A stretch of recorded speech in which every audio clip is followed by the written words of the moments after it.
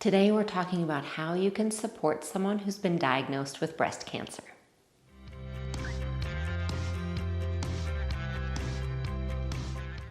Hi, I'm Jessica Valant. I'm a physical therapist and women's health expert, and I am here to help you feel safe and strong in your body in all seasons of life.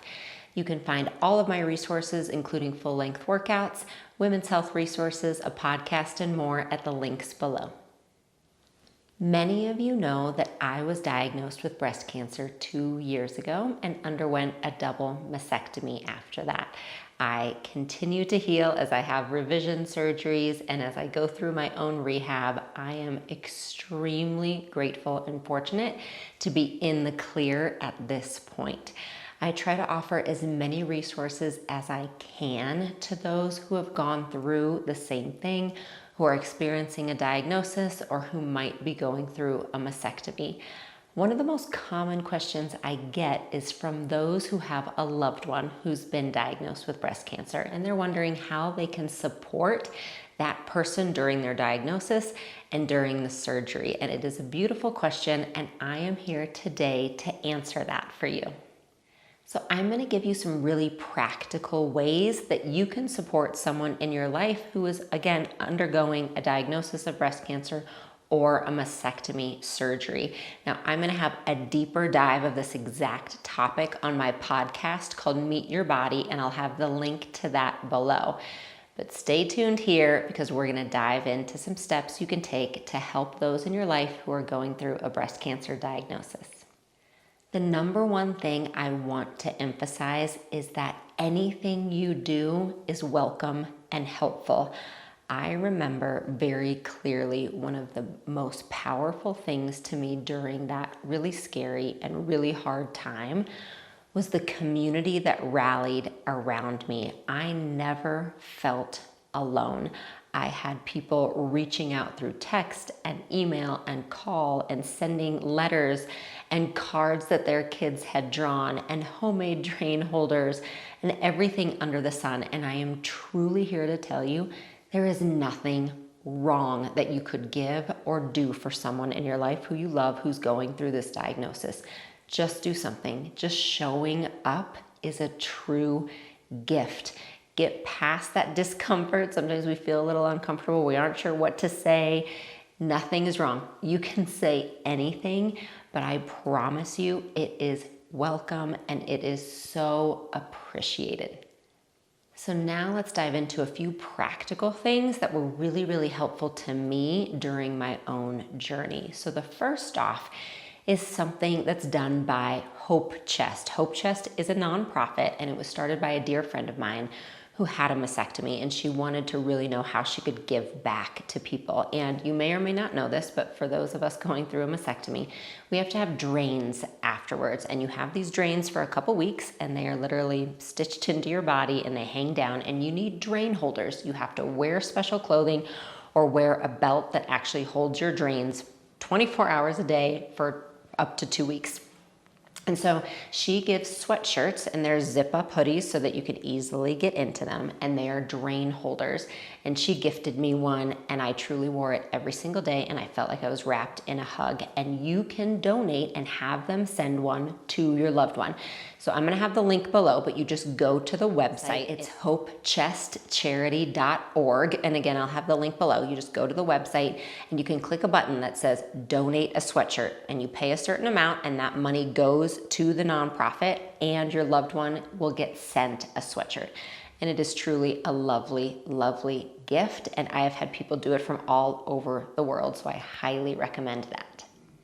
The next idea that's a little unique but can be so helpful is a gift card to somewhere like a dry bar or to your loved one's stylist. So let me tell you about that. During those 2 weeks, for me at least, with the drains, I was not allowed to shower. You can't get the drains wet. You can't get the drain sites wet. I could only get into a bath that about went up to my waist. And I was desperate to wash my hair. And you would think, oh, just lean your hair back or have a loved one do it. It's a lot harder than it sounds. You're very uncomfortable. You can't flip your head upside down very easily. I couldn't lean back very easily. And all I wanted was to have my hair washed and dried. Truly, it sounded like the best thing in the world. I called my stylist and asked if she could get me in. She actually opened her studio or her salon on a day that they weren't even open. She opened it for me. I got my hair washed. They dried my hair. She didn't charge me, and it is one of the greatest kindnesses I have ever seen and experienced in my life. It meant so much to me. And so if there's someone in your life going through that, you might just want to ask and offer a ride. They won't be able to drive. And if it's someone that makes sense for you and them, you can say, you know what? I'm going to drive you. I will walk you in. I'm going to sit with you. And we are going to do this together, and you can have your hair washed and have your hair dried. Don't do more than that. You're not coloring. You're not doing any of that. But just to have hair washed and dried in a comfortable chair, in a comfortable situation with a loved one, is actually a really lovely gift. Next is food. And if you've been through any surgery, if you've had a baby, you might have been a part of a meal train, but truly I can't emphasize enough how amazing it is to have either homemade food dropped off or send a DoorDash gift card, Uber Eats, any kind of food delivery gift card. You can even have groceries delivered. So I have done that for my friends and family out of state. When they've had a death in the family or anything like that I want to try to support them, I will use a grocery delivery service and just type in their address and just pick some things for the kids, some fun treats, maybe a warm meal that they could warm up. I give them a heads up it's coming, and I just say, on your doorstep at 6 o'clock tonight, there will be some food waiting for you. That is another thing that's really helpful. That person isn't going to be able to move their arms for a while. They aren't going to be able to cook. So even if you can just do some muffins for the kids throughout the week, anything like that, if you can organize a meal train, if you can just send a gift card for grocery or food delivery, that's really helpful. Another thing that meant so much to me were homemade gifts. And again, this is not necessary. I just want to encourage you, if you're thinking, oh my gosh, I knit, but I don't know if they would like that, those kind of things, I promise you it means so much. Two of the things that meant the most to me during that time, one was an unlimited member of mine actually sent a homemade drain holder. She had been through breast cancer herself, and she now makes drain holders for people, and she sent me one, and I used it very often, and it was so meaningful. And another dear friend and her husband delivered a homemade quilt that they had someone make, and I use that quilt to this day. Anytime I need to feel better, if I need a smile, if I just want to feel some love, I use that blanket. And so those things, again, I don't want to underestimate or underemphasize how important and beautiful they are. Even just the homemade cards and drawings I got from my friends' kids meant so much to me. Next is anything that you can think to do that would be helpful to them. So if they have kids, we had young kids at the time, and it was really hard for me to think about how I was going to serve them and be there for them when I could barely take care of myself. So rides, people who offered rides for the kids, who brought over Legos and toys for the kids or wanted to take them on play dates so they could have some fun and have some lightness of heart.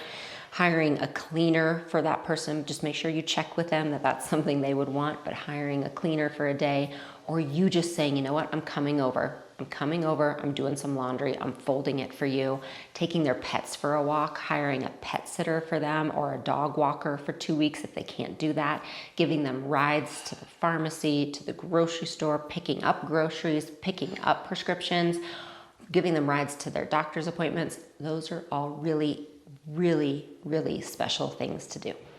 So those are just a few ideas. A couple other things that I think can be really valuable and important is if it is someone, or let's say you're a family member, let's say it's your mom, let's say it's your daughter, your sister, someone close to you, encourage them to make an Amazon wish list with some things that they might really want that are personal to them. Post-mastectomy bras, compression garments, a large water bottle, some books, anything like that. Have them make an Amazon wish list, and then you can be in charge of sending that out, because that person won't do it. It's a scary, hard time. You're in brain fog, but also it's hard to ask for help.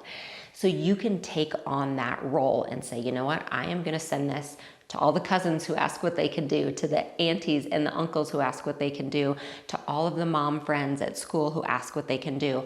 You can send that Amazon wish list, or again, kind of a meal train situation, And then that person will get what they want, and people feel good about giving them what they need. I hope that gives you a few ideas of how to help the people in your life who are going through a breast cancer diagnosis or a mastectomy. Again, keep in mind, as you probably know, it's a scary time, and it's a scary time for everybody. If you are a loved one, it's a scary time for you as well. I know that. I honor that. I see that. Like I said, the best thing you can do is just show up. Just show up in whatever capacity you have to show up. Also, honoring what they might need. They might need quiet. They might want you around all the time. They might want sleep. They might need to process on their own. They might need to talk it out.